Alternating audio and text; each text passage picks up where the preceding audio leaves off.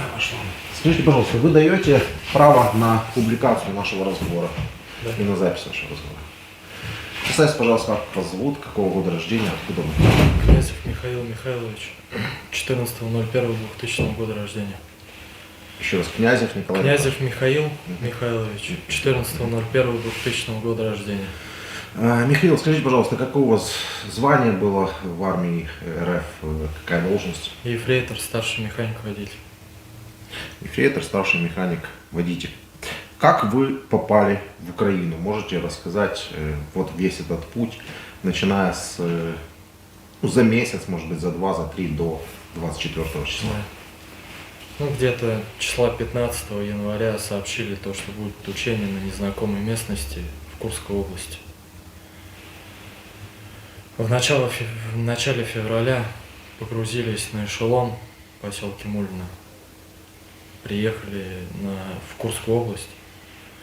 Приехали на полигон Постоялые дворы. Там в течение 2-3 дней перевозили технику. Стояли там как обеспечение.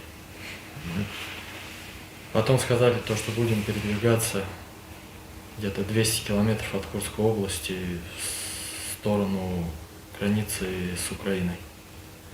Переехали в село Доброе, где-то километров 10-15 от территории Украины. Там стояли 2-3 дня. Потом дали команду, то, что будет совершаться марш вдоль границы с Украиной. Я перевозил людей в в период от 21 до 24 числа людей с Курской области, был водителем КамАЗа еще. Имущество людей.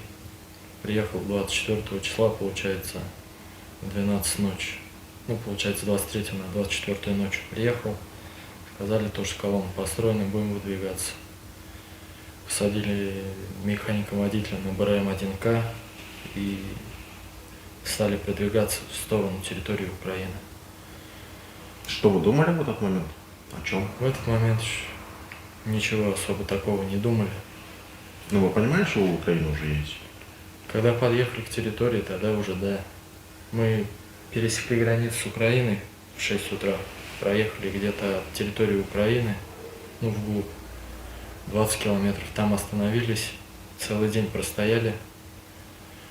Вечером нам сказали, что нужно вывести раненых, и попали под обстрел раненые, нужно было вывести раненых. В ночь не поехали, поехали с утра 25 числа. Проехали еще где-то 20-30 километров в сторону населенного пункта, какого не знаю. Туда подъехали, видели то, что ведутся боевые действия. Я первый ехал с командиром роты. Вы, наверное, удивились, да, что ведутся боевые действия? Конечно. Когда, в принципе, в село там въезжали, там командир роты, еще как-то все гражданские люди там выходили, махали, то, не думали, то, что здесь какие-то боевые действия ведутся. Они вам махают, уезжайте, а вы думаете, они вам махают привет?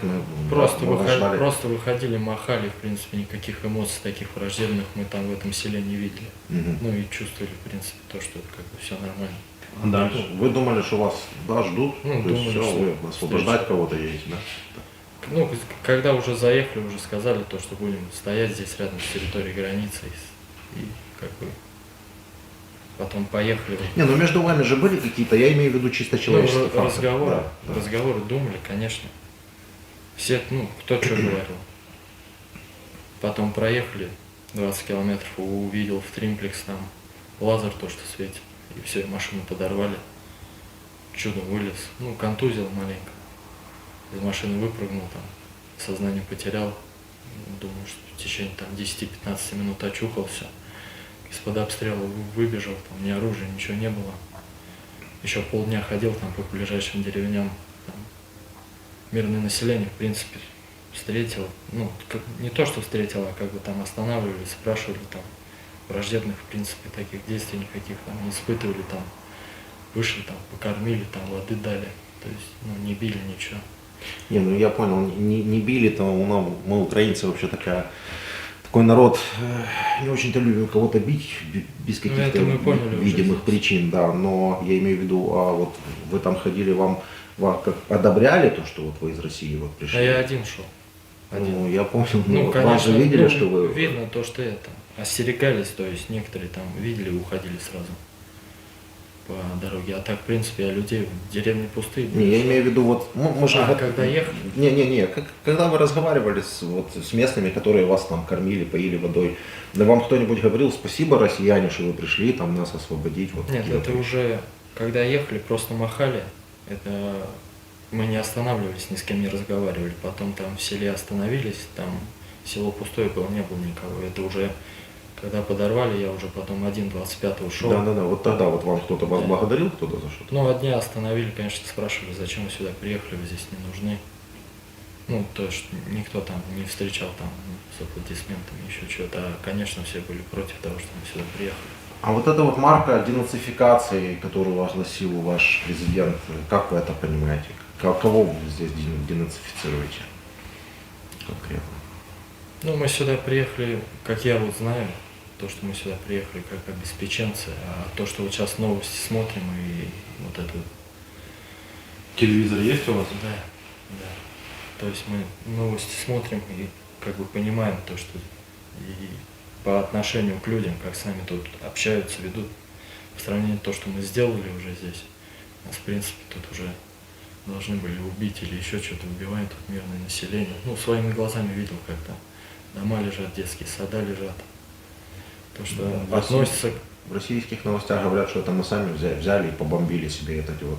Россияне зашли, и мы решили сами себе побомбить все детские дома, детские садики и все остальное. Почему так? Как это объяснить? Ну, информационная война идет, получается, еще как бы. И там пытаются мирное население убедить, что как бы мы зашли сюда, все правильно там делаем или еще что-то. Они же там не знают, что творится. А если новости смотрим и как бы роты там, батальоны сдаются, складывают оружие, и летчики уже то, что там некоторые даже по приказу не стреляют в мирное население, это люди, которые здесь находятся, же это видят. Ну, вы понимаете, зачем вот мы делаем сейчас вот это интервью с вами? Чтобы доказать то, что как бы мы здесь сюда пришли. Мы ничего не Не-не-не, доказываем. захватываем. Мы ничего не доказываем. Это важный момент. Даже не доказать. Вы просто говорите, что идет информационная война, и идет война, да? Так мы вот пытаемся вот просто из ваших же слов, да, ну вот вы уже понимаете, что если и идет эта война, то она идет с Россией. Мы ничего не воюем, мы и на фронте защищаемся, Ну, и здесь обороняем, сейчас мы защищаемся, обороняемся. То есть мы пытаемся правдой, общением, обыкновенным общением вот с вами же, с россиянами, показать россиянам же, что происходит на самом деле. И мы звоним, сейчас уже нескольким родственникам позвонили до вас, они не понимают, поэтому если мы сейчас будем разговаривать с вашими, пожалуйста, задайте эти вопросы, ну, как они воспринимают действия России в Украине, вот просто, да, и интересно услышать, чтобы это было... Давай попробуем Да. позвонить. Вы видели хоть одного иностранного служащего? Нет, Вы видели каких-то бандеровцев, которые нет, армию НАТО на территории Украины? нет. С кем вы воюете? Вот кого вы видите? Ну, мирное население, людей, которые защищают свою страну, любят, ну, семью свою защищают. А из военных? детей. Из людей в форме? В военной форме в основном тоже все, ну, кто не говорил. Это то, что вооруженные все- силы все- Украины или это какие-то мифические националисты, вы имеете в виду военной форме? Что вы знаете про полк Азов? Батальон Азов? Ничего. Потому что у вас ходят слухи, что это убийцы, которые ходят по Украине. Это обычные наши вооруженные силы, подчиняются нашему команду. У них просто такое название. Да. Давай попробуем позвонить кому-то из родственников. Я нажимаю паузу, чтобы номер Да, телефона да. не попал в эфир. Ну как ты, сынок, где ты? Ну, сказать не могу, со мной все хорошо, но... Ой, Мишенька, ты понимаешь, сыночек, я бьюсь. Чего с тобой все хорошо? Дай мне с кем-нибудь там Да, поговорить, малыш. мам, я тут сижу с людьми, со мной все хорошо, все здорово. Ты мне расскажи, что там говорят вообще. Ты скажи, что ты в плену. Ну, Что там говорят вообще? я в плену. Что вообще говорят про то, что здесь творится? Ничего, вроде бы обмен начали вчера, 9 человек поменяли. Да я не про это, мам. А про что? Я про то, что по телевизору вообще что говорят, что здесь происходит на территории Украины. Мишенька, я вообще не смотрю. Что происходит, все бомбят, все не поймет, что как освобождают. Миш, нас тут зажали, вообще ничего не... Она не поняла, что ты понял. Ничего. Я тебе говорю, мам, про то, что как бы, что имеется в виду, думают там, ну, наши люди, что происходит, ну, что ты думаешь, что здесь происходит на территории, то есть или освобождать, или здесь война. Здесь война, мам, я тебе сразу говорю. Я знаю, что там война. Ну, у нас это называется спецоперация. Понимаешь, сынок? Здесь, мам, не спецоперация, здесь наши войска. Я это прекрасно знаю, да. Да, что наши войска там. Что они здесь убивают просто мирное население. Это происходит Я полный знаю, геноцид. сынок, я знаю. Я все прекрасно знаю. Ну вот я бы сейчас взяла плакат бы с удовольствием бы, да, и пошла бы на улицу. Миш, меня сразу мордой в асфальт упакуют, понимаешь? Тут речь уже даже не про плакаты У идет. нас рот вообще нельзя Ну, она открывать. понимает. Она не поняла, что вы в плену. Я говорю, я в плену, мам, она знает. А, да, Она знает? знает. Дай мне поговорить, кто там. Да, мам, нормально Тут, здесь жур- всё- тут журналисты рядом, если хотите, можете говорить. Журналисты обычно Понимаешь? сидят нормально. Это. Я понимаю, понимаешь, просто у нас рта нельзя открыть, сынок. Ты же знаешь, я уже обзвонила все, ты понимаешь, я уже и генпрокуратуру в Питере, и штаб Западного военного округа.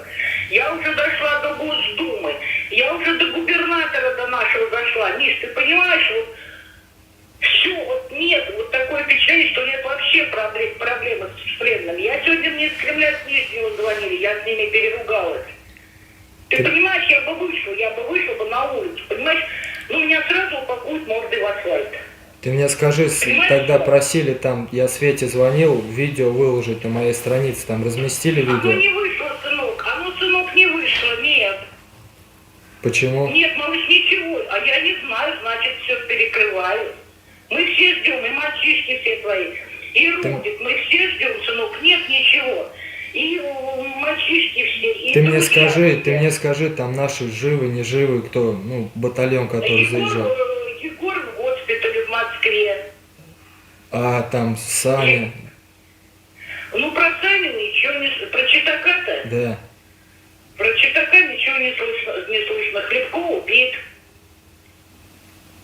Ну, это не Хлебко, это, я понял, командир роты убитый, это он со мной ехал в машине. Да, сын.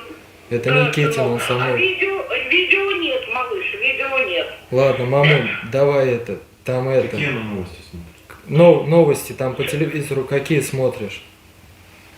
Да новости папа смотрит, у меня нервов не хватает. Он смотрит, вот все это, сколько чего подбили, сколько чего разбомбили, не поймешь, что, не поймешь. У нас, сынок, ты сам понимаешь, у нас говорят только то, что мы Должны. все у нас хорошо. Я вот нашему телевидению вообще не верю, ни на грамм. Я понял, мамуль. Понимаешь, не Ладно, надо. мамуль, давай, все хорошо со мной, жив-здоров, кормят, все нормально. Мишенька, ну дай мне поговорить, кто там с тобой? Ну, мам, тебя, О чем поговорить? тебя слышат, говори. Меня слышат люди миленькие. Сберегите моего сыночка, я для вас на все. Только сыночка моего верните, старая, больная женщина, отец на протезе. Я же... Мам, успокойся, все Мам, все знают, я все рассказал, все Люди хорошо. миленькие, сыночка А как вы моего себе это, верните, как вы я себе для это вас представляете? Как вы себе это представляете? Как вы себе это представляете? Как вам его Я вернуть? не знаю, люди миленькие, только, пожалуйста, не трогайте его. Мам, Его успокойся. никто не трогает, во-первых. Во-вторых, вы видели грудничков у нас? Грудничков у нас видели у нас, как Я видела, бомбят? я всё видела. Нельзя, детей нельзя спасти маленьких, годовалых. Я все понимаю. Вы думаете, я за? Я против вот этого всего, насилия, против всего. Хорошо. Я против. Смотрите. Я бы сейчас бы вышел бы на улицу, понимаете? Смотрите, Алло. Слушай. Михаила никто трогать не будет. Он вчера... Пожалуйста, я вас умоляю, сколько вы вчера... Подожди, мам, подожди. Сколько вы раз... Да, сыночек. вчера кушали? Мам, все нормально, трехразовое питание, на улицу Просто водят, когда ты кричишь, кормят, очень все плохо. нормально, Это мам. будет очень тихо, это будет очень плохо. Сыночек, миленький, родненький, ну держись, я не могу ничего котенок сделать. Ты видишь, Я не знаю, я вот наше телевидение, я не смотрю, я не верю. Я вижу все это, сынок, я все это вижу, малыш. Там в списках части сказали то, что я военнопленный? Ничего не сказали. Мне из Москвы, из части молчат. Вот сегодня мне с Кремля звонили, сказали, из части никаких данных нет, ждите. Ну, то, что ты военнопленный, мне подтвердили из Питера, из Западного военного округа. Да, ой, из Москвы, из Москвы. Ладно, из мамуль, Министерства мамуль, обороны. все, успокойся, все нормально, мамуль. Давай, нас народу много. Сыночек, миленький. Все, мамуль. Миленький, ты только это, не девайся никуда. Давай, Западный, мамуль, хорошо? все, мамуль, все Давай, будет Видео хорошо. посмотрите, ищи своих телеграм-канал, смотрите. Смотри, ищи своих. слушай, в телеграм-канале, пускай пацаны все ищут, в телеграм-канале. Ну, Ищи своих, называй. Телеграм-канал, сейчас я запишу, сыночек, сейчас. Мальчишки все ищут. через Телеграм-канал. Ну, телеграм, но они знают, ты не поймешь. Ищи своих. Там Да. будет это интервью. Все, мамуль, давай, ищи, На давай. телеграм-канале ищи своих, будет это интервью. Только не пропадай, сыночек. Давай, мамуль, все хорошо, давай. Давай, малышенька, давай, моя красота. Еще кому-то звонить будем? Нет. Михаил, Спасибо. ну что я могу сказать? У вас одна из Адекватная. адекватных матерей. Не, ну тут просто мало того, что сказать, одна из адекватных матерей. Их в принципе хоть сколько-то адекватных очень сложно найти, потому что, ну вот мы сейчас разговариваем с людьми, спрашиваем, те же самые вопросы задает, нам отвечают своему же сыну, отвечают, мы политикой не интересуемся. То есть, ну вот, да. Так получилось, вот с вами поговорили. Я думаю, да, давай, мало времени у нас, Да, мы хотим да, как да. можно больше сделать с людьми. Просто, а россияне признают пленными у себя только тех, кого уже опровергнуть невозможно. То есть, да, и мы хотим как можно больше все-таки с людьми сделать интервью.